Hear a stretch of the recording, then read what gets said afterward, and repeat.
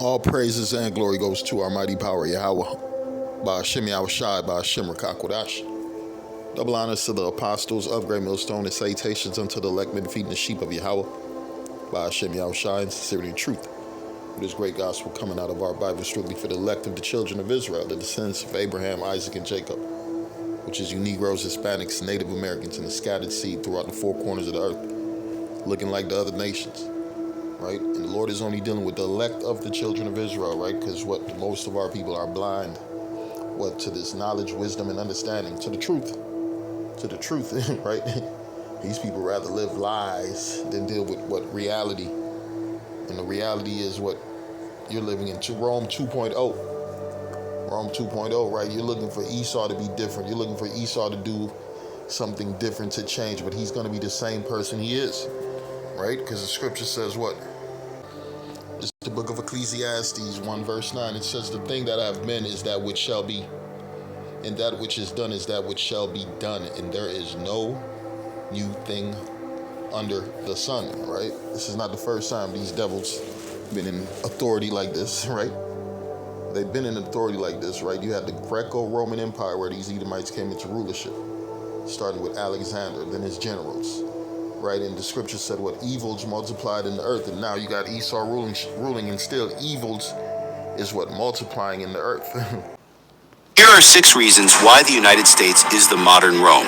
1. A republican government. Both Rome and the U.S. adopted systems of governance rooted in representation. Rome's Senate and consuls bear striking similarities to the U.S. Congress and presidency. Both systems include checks and balances, ensuring no single entity holds all the power. 2nd, military supremacy. Rome was known for its powerful, professional military that secured its borders and projected its influence globally. The U.S. mirrors this, with the world's most advanced and far-reaching military, maintaining bases across the globe and ensuring its role as a superpower. 3rd, cultural hegemony. Rome spread its language, architecture, and customs throughout its empire, influencing conquered regions. Similarly, the U.S. dominates global culture. From Hollywood movies to American brands, U.S. culture is omnipresent, much like Latin was in the Roman world.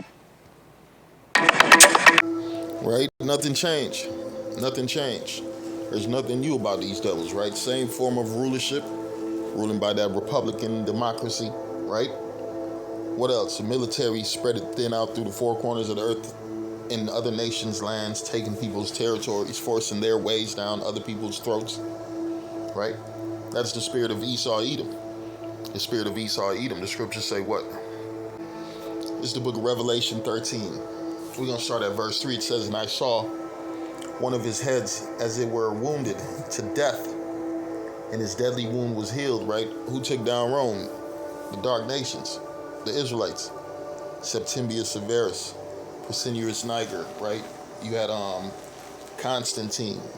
That's when they had set up shop, that Catholic Church, right? It says, and I saw one of his heads as it were wounded to death, and his deadly wound was healed, and all the world wondered after the beast. And they worshipped the dragon, which gave power unto the beast. And they worshipped the beast, saying, who is like unto the beast? Who is able to make war with him? And there was given unto him a mouth speaking great things and blasphemies, right? And that's why these devils done set up a false image of the Lord, right? A false doctrine, right? And they done set up a satanic society talking about there is no God. They are God, right? They done set up currency, money as God in this place, idols as God in this place, same as Rome, right? The Romans was worshiping that money, right? They were worshiping false deities, right? They're into homosexuality and all type of perverseness. It says, and power was given unto him to continue 40 and 2 months, and he had opened his mouth, and he opened his mouth and blasphemed against the Most High, to blaspheme his name and his tabernacle and them that dwell therein, and them that dwell in heaven. And it was given unto him to make war with who? The saints, right? You Israelites. Right now, Esau got the green light to make war with you Israelites here in Babylon the Great, right? You're his main target. And to overcome them, and power was given him over all kindreds and tongues and nations, right? And all that dwell upon the earth shall worship him, whose names are not written in the book of the Lamb, slain from the foundation of the world, right? See, when you deal with Esau, Edom, what's his main thing? To take over the nations, right? It says he that ruled the nations with anger, right? And that's how he ruled, right? If the nations refused to take his banking system, destroy their system, destroy their kingdom, right? Get rid of their leader, set up a new leader, right? Cripple their currency, cripple their economy.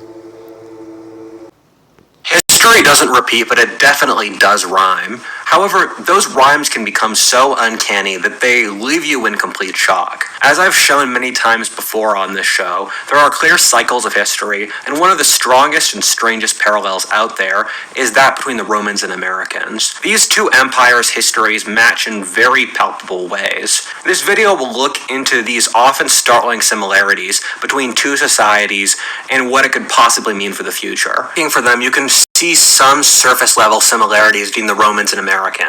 Both are superpower republics that rose extremely quick. If you start looking for them, you can see some surface-level similarities between the Romans and Americans. Both are superpower republics that rose extremely quickly to rule most of the developed world. Both are ethnic amalgams that showed insane amounts of dynamism. I mean, hell, the United States, and especially its political system, was actively modeled by its founders upon the Roman Republic. I'm reading it again, Revelation 13:3. It says, "And I saw one of his heads as they were wounded to death, and his deadly wound was healed. And all the earth and all the world wondered after the beast," right? And worshipped the dragon, and they worshipped the dragon which gave power unto the beast, and they worshipped the beast, saying, "Who is like unto the beast? Who is able to make war with him?" Right? That's why a lot of nations, they fear Babylon the Great, because of what that blessing of the sword, right? The blessing of the sword. Plus, they see the Lord has a hedge around this place, right? The wealth, right? The glamour, that fake sense of peace and safety. Because these people living here, they know they ain't safe. They know this ain't no peace. They know all hell's about to break loose any fucking second, right? Due to this collapse in society, right? There's no bouncing back. Just like Rome wasn't able to bounce back, America's not going to bounce back, right? It's Revelation 17:3. It says, So he carried me away into this. So he carried me away in the spirit into the wilderness, and I saw a woman sit upon a scarlet-colored beast, full of names of blasphemy, having 7 heads and 10 horns. And the woman was arrayed in purple and scarlet color, and decked with gold and precious stones and pearls, having a golden cup in her hand, full of abominations and filthiness, right? Filthiness of her fornication. That's talking about Babylon the Great, right? This is the place you could come to be a homosexual, right? They'll give you a license to be a homosexual. You could even, if you want to be an animal, you could marry an animal. You could marry a tree. You could do whatever the hell you want to do in this weird-ass society, right? It says, and upon her forehead was name written, Mystery, Babylon the Great, the mother of harlots and abominations of the earth, right? Because what? She is polluted. She is polluted by the doctrines and philosophies of all the nations, right? Because that's what Esau did. He took the philosophies and doctrines of all the other nations and put in one. Just like back in Rome, they were worshiping the Egyptian shit. They were worshiping Greek shit, Hamitic shit, all type of bullshit, right? And it says, and upon her forehead was the name written, Mystery, Babylon the Great, the place of confusion, the mother of harlots and the abomination of the earth, right? This America's the abomination of the earth. And I saw the woman drunken with what? With the blood of the saints and with the blood of the martyrs of Yahushua. And when I saw her, I wondered with great admiration, right? Because first they said they marveled at her, right? Because this place, everybody wants to come to this place. This place is like a fucking dream due to what the propaganda they done pushed around the world, right? So, I read that the former United States is so desperate for medical supplies that they have allegedly sent several containers filled with wheat and tobacco. A gesture, they said, of goodwill. You want to know what I think? Well, you're listening to my show, so I will assume you do. I think it's high time we let the colonies know what we really think of them. I think it's payback time for a little tea party they threw for us a few hundred years ago. I say we go down to those docks tonight and dump that crap where everything from the ulcered sphincter of our Serica belongs. Who's with me? Who's bloody with me? Did you like that? USA, ulcered sphincter of Arcerica. I mean, what else can you say? It was a country that had everything, absolutely everything. And now, 20 years later, with me. Did you like that? USA, ulcered sphincter of Arcerica. I mean, what else can you say? It was a country that had everything, absolutely everything. And now, 20 years later, is what? The world's biggest leper colony. Why? Godlessness. Let me say that again. Godlessness. It wasn't the war they started. It wasn't the plague they created. It was judgment. No one escapes their past. No one escapes judgment. You think he's not up there? He started. It wasn't the plague they created. It was judgment. No one escapes their past. No one escapes judgment. Yeah, and that's what's coming. Just like Rome got judged, Babylon, the great spiritual Sodom, spiritual Egypt, is about to receive that judgment also. It's all through the scriptures. Revelation 18. Start at verse 1. It reads, "And after these things I saw another angel come down from heaven, having great power, and the earth was lightened with his glory. And he cried mightily with a strong voice, saying, Babylon the great is fallen, and is become the habitation of devils, and the hold of every foul spirit, in the cage of every unclean and hateful bird." Right? Because once this place gets destroyed, what? It's going to be uninhabitable. Just desert creatures is going to be here. Right? "For all nations have drunken of the wine of the wrath of fornication, and the kings of the earth have committed fornication with her, and the merchants of the earth have waxed rich through the abundance of her delicacies." Right? They marveled after, they wondered after her. Right? The riches, the wealth you could make here. Right? The opportunity you could get here. "And I heard another voice from heaven saying, Come out of her, my people, saying that ye be not partakers of her sins, and that ye receive not of her plagues." What's the Lord about to do right now? He's about to unleash the plagues. He said, "I will not suffer my people to dwell in Egypt." Matter of fact, let's get that verse right quick. Here we go. 2 Ezra 15, and let's start at 10. It says, "Behold, my people is led as a flock to the slaughter. I will not suffer them now to dwell in the land of Egypt," right? Because it says Egypt, spiritual Sodom, was what? Drunken off the blood of the saints. Right? Esau loved killing the Israelite, Native Americans, Hispanics, Negroes. Right? You've been the main target here in Babylon the fucking Great. Right? "Behold, my people is led as a flock to the slaughter. I will not suffer them now to dwell in the land of Egypt, but I will bring them with a mighty hand and a stretched out arm, and will what? And smite Egypt with plagues as before, and will destroy the land thereof." What the Lord about to do? "But I will bring them with a mighty hand and a stretched out arm, and smite Egypt with plagues." That's what's about to happen. Egypt's about to be smite with plagues, like the ancient Egypt. Right? But this one's going to be worse, because the end game is what? Thermonuclear destruction on this land, right? "And will destroy all the land thereof. Egypt shall mourn, and the foundations of it shall be smitten with the plague and punishment that the Most High shall bring upon it." It says, "They that till the ground shall mourn, for their seeds shall fail through the blasting and hail, and with the fearful constellation." Right?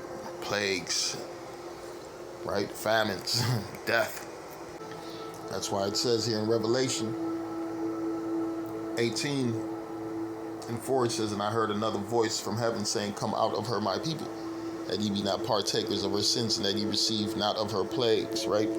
And that come out of her is when the Lord's ships beams us up out of here, so we don't receive what? The destruction of the nuclear missiles. That's the last plague. "For her sins have reached unto heaven, and the Most High have remembered her iniquities. Reward her even as she rewarded you." Right? When you think to Rome, back to Rome treated Israel, Rome destroyed Israel. Right? The Romans destroyed the land of Israel. The Roman had Israel under occupation. Right? Romans put Israel in captivities, fed them to the lions, and made them fight each other. Right? Same thing going on in this fucking captivity, right? We got right now.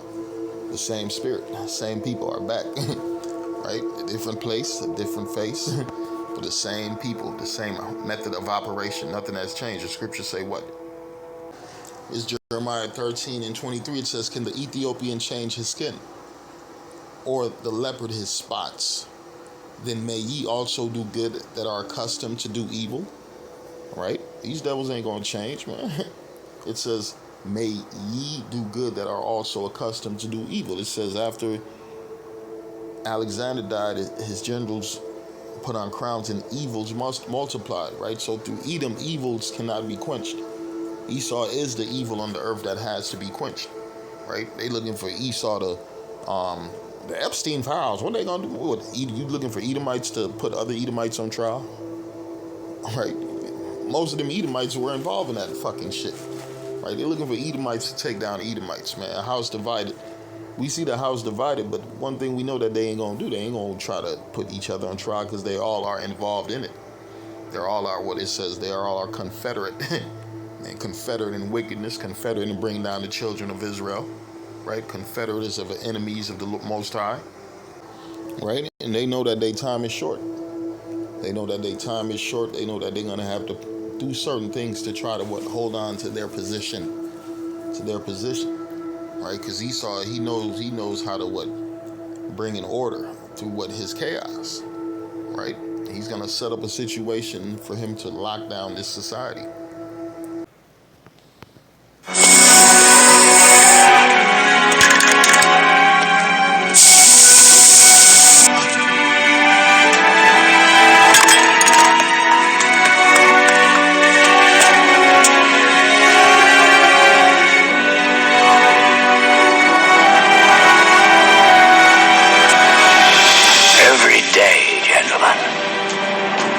Every day that brings us closer to November, every day that man remains free is one more failure. 347 days, gentlemen. 347 failures. Chancellor, we do not have the adequate force. We are being buried beneath the avalanche of your inadequacies, Mr. Creedy.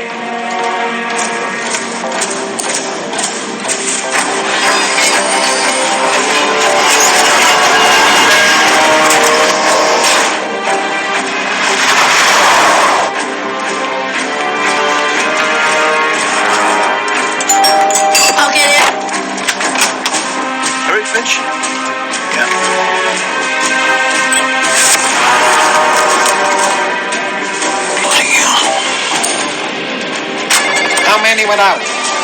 So far we count 8 boxcars, several 100,000 at least. Christ. I want anyone caught with one of those masks arrested. Give me the money! Give me the fucking money! We're under siege here. The whole city's gone mad. This is exactly what he wants. What? Anarchy in the UK! We're under siege here. The whole city's gone mad. This is exactly what he wants. What? Anarchy in the UK! Chaos. Mr. Creedy, I am holding you personally responsible for this situation. The problem is that he knows us better than we know ourselves. That's why I went to Lark Hill last night. That's outside quarantine. I had to see it. There wasn't much left. But when I was there, it was strange. I suddenly had this feeling that everything was connected.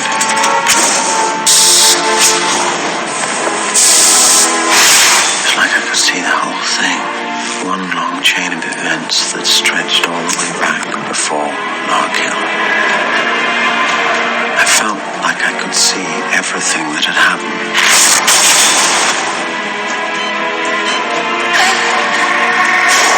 Everything that was going to happen.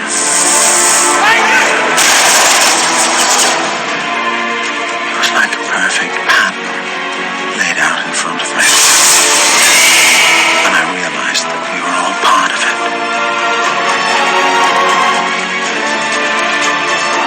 An old trap, my end.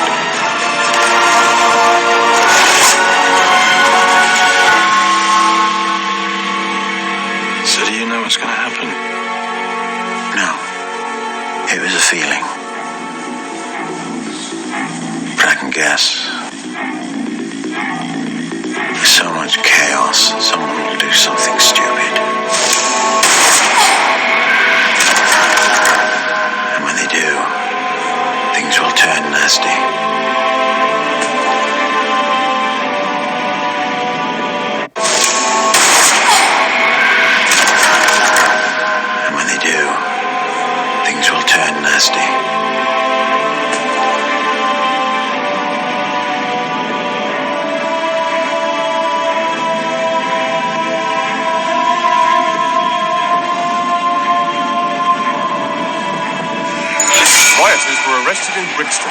And then Sutler will be forced to do the only thing he knows how to do.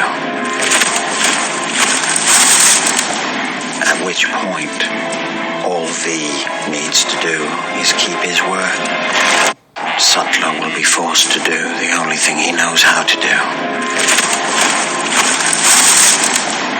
At which point, all V needs to do is keep his word. And then...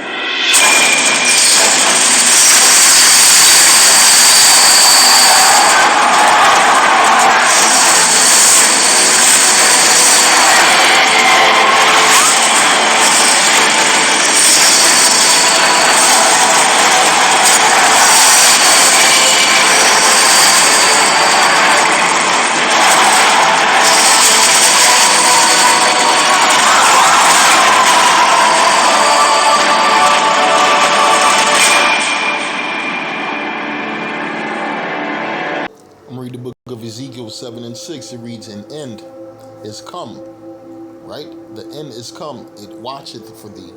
Behold, it is come, right? And these devils know this is the end of the society, right? Because they set up the scenario. They set up the chaos, right? They set up the people being rebellious against the system. They made the people poor. What else is a poor motherfucker gonna do? Back against the wall, right? He's gonna revolt. He's gonna rebel against a system that's not beneficial to him, right? Because these devils, they want to take over everything. They want the lands, they want the riches, they want the wealth, they want the natural resources, and they want what? To bring down the population, right? Bring down the population. How you gonna do it? Through wars, right? Through plagues, through sicknesses, right? And that's what they're setting up in this society, right? It says, an end is come, and the end is come. It watcheth for thee. Behold, it is come.